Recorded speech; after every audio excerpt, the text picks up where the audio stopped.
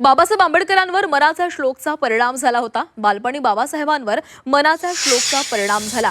किशोरी पेडणेकर यांनी हे वादग्रस्त विधान केलेलं आहे। संविधानाचं बाबासाहेबांनी जेव्हा संविधान दिलं आणि बाबासाहेबांचा जर आपण संपूर्ण लहानपण पाहिलं गेलं तर मनाच्या श्लोकांचं बाबासाहेबांवर बऱ्यापैकी परिणाम दिसला आणि म्हणूनच शिक्षणाने आणि मन मजबूताने विचाराची पगडा तर बाबासाहेबांनी आपल्याला संविधान दिलं आणि बाबासाहेबांच्या संविधानामध्ये ज्याला खरं संविधान कळत असेल त्याला प्रत्येक ठिकाणी जरी वाक्यात हे नसली तरी त्या संविधानामध्ये चांगलं वर्तन करणारा नागरिक घडावा हेच दाखवत आहे, अधिकार दाखवत आहेत।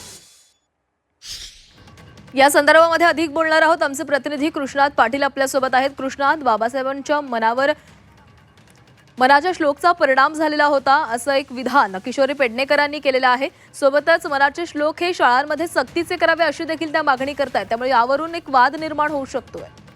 नक्कीच एक वादग्रस्त वक्तव्य हे मुंबई महापालिकेच्या विरोधी पक्षनेत्या किशोरी पेडणेकर यांनी केलेलं पाहायला मिळतंय। कारण मनाच्या श्लोकाचा परिणाम हा थेट डॉक्टर बाबासाहेब आंबेडकर यांच्यावर झाला होता अशा प्रकारचं त्यांनी वक्तव्य केलेलं आहे आणि अत्यंत वादग्रस्त वक्तव्य आहे। का आता दलित समाजाने त्याचबरोबर काही रिपब्लिकन नेते देखील त्यांच्यावर टीका करण्यासाठी समोर येत आहेत। त्यांचे मनाचे श्लोक सक्तीचे करावेत मुंबई महापालिकेच्या शाळांमध्ये याबाबतीत कुठलाही वाद नाहीये किंवा त्या संदर्भातली मागणी त्यांनी केलेली आहे, परंतु त्यांनी वादग्रस्त वक्तव्य केलेलं आहे की मनाच्या श्लोकाचा परिणाम हा थेट डॉक्टर बाबासाहेब आंबेडकर यांच्यावर झालेला होता, परंतु अशा प्रकारचं कुठलंही ठोस पुरावा आतापर्यंत इतिहासात नाहीये किंवा अशा प्रकारे कुठलंही लिखाण जे आहे ते डॉक्टर बाबासाहेब आंबेडकरांनी केलं नव्हतं की माझ्यावर रामदास स्वामी यांच्या मनाच्या श्लोकाचा परिणाम झालेला आहे किंवा त्यांना मनाच्या श्लोकांनी मी प्रभावित झालेला आहे। परंतु किशोरी पेडणेकर यांनी मात्र त्या संदर्भातलं उलट विधान केलेलं पाहायला मिळतंय आणि अगदीच उथळपणाचं विधान हे किशोरी पेडणेकर यांनी केलेलं पाहायला मिळतंय। कारण मनाच्या श्लोकाचं शाळांमध्ये शिकवलं जावं हा एक वेगळा मुद्दा आहे, परंतु त्यासाठी डॉक्टर बाबासाहेब आंबेडकर यांचा दाखला देणं हे नक्कीच कुठंतरी आपलं अज्ञान जे आहे ते स्पष्ट दाखवणारं दिसून येतंय। नक्कीच कृष्णा, धन्यवाद दिलेल्या सविस्तर माहितीसाठी। तर किशोरी पेडणेकर यांनी हे वादग्रस्त विधान केलेलं आहे।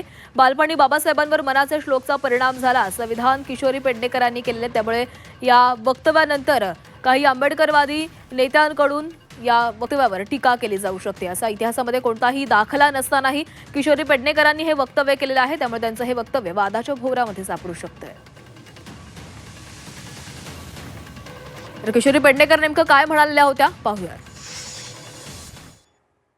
संविधानाचं बाबासाहेबांनी जेव्हा संविधान दिलं आणि बाबासाहेबांचा जर आपण संपूर्ण लहानपण पाहिलं गेलं तर मनाच्या श्लोकांचं बाबासाहेबांवर बऱ्यापैकी परिणाम दिसला आणि म्हणूनच शिक्षणाने आणि मन मजबूताने विचाराची पगडा तर बाबासाहेबांनी आपल्याला संविधान दिलं आणि बाबासाहेबांच्या संविधानामध्ये ज्याला खरं संविधान कळत असेल त्याला प्रत्येक ठिकाणी जरी वाक्यात हे नसली तरी त्या संविधानामध्ये चांगलं वर्तन करणारा नागरिक घडावा हेच दाखवत आहे, अधिकार दाखवत आहेत।